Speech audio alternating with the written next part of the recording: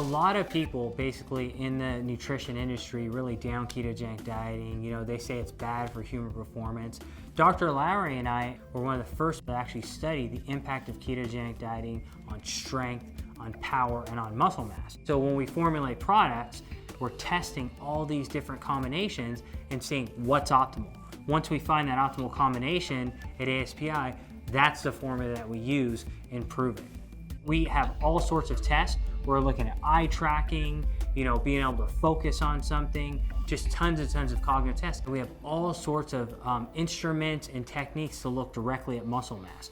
So we can image like the quadriceps or the biceps, for example, directly from the top of the muscle to the bone. And what we've been doing to prove it is actually seeing that when you diet, you typically lose muscle mass. But when you actually are on ketones, it prevents that from happening. So when you're doing SPECT imaging, there's a couple of different ways to do it. The first one they do is they have you do resting.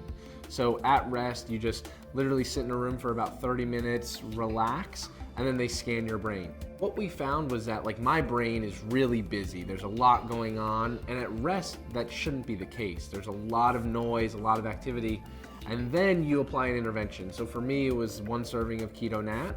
And then right after that, we did another scan, and it kind of allowed me to focus a lot better than when I didn't have the Keto Nat.